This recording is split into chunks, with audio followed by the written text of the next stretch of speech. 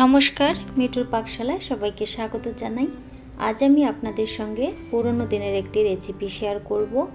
আর এটা হচ্ছে খারকোল বাটা। গরম ভাতের সঙ্গে ভীষণ ভালো হয় খেতে। তো আপনারা একবার ট্রাই করে দেখতে পারেন, আশা করি আপনাদেরও ভালো লাগবে। চলুন তাহলে চলে যাই মূল রেসিপিতে।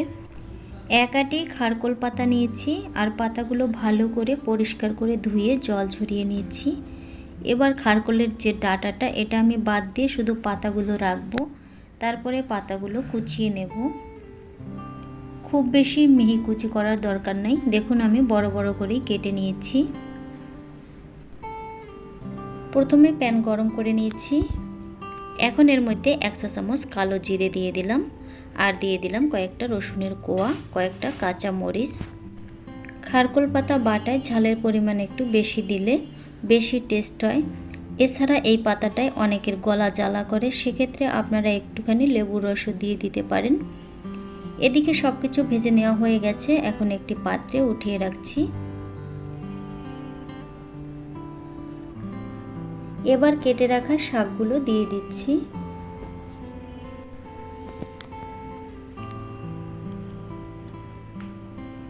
একটুখানি লবণ দিয়ে দিলাম। লবণের পরিমাণ বুঝে দিতে হবে, কারণ শাক যখন কমে যাবে তখন কিন্তু লবণ বেশি হয়ে যেতে পারে। তাই প্রথমে অল্প দিতে হবে, যদি দরকার পড়ে পরে আবার দিয়ে দেওয়া যাবে। এবার চুলার আঁচ হাইতে রেখে 2 থেকে 3 মিনিট ঢাকা দিয়ে জাল করে নেব। ফিরে এলাম 3 মিনিট পরে। যে জলটুকু বেরিয়েছিল তা কিন্তু শুকিয়ে গেছে।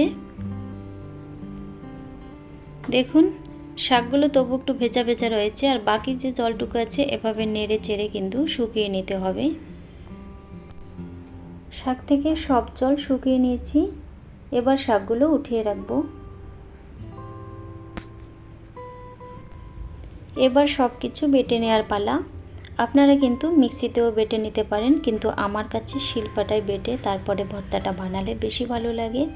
তো চেষ্টা করবেন শিলপাটায় বেটে নিতে।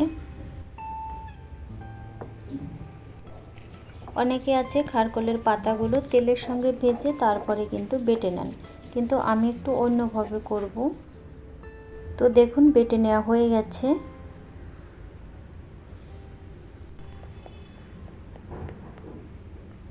এবার চলে এলাম পরবর্তী ধাপে। প্যানে দিয়ে দিলাম 2 চা চামচ সর্ষের তেল।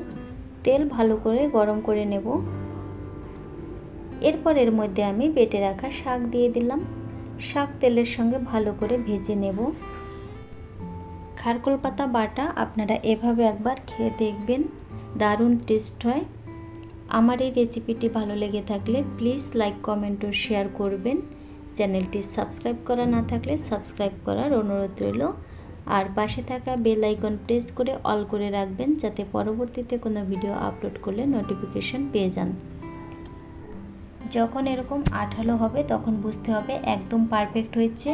এই অবস্থাতেই পরিবেশন করতে হবে। আপনারা অবশ্যই বাসায় ট্রাই করবেন। সবাই ভালো থাকবেন, সুস্থ থাকবেন।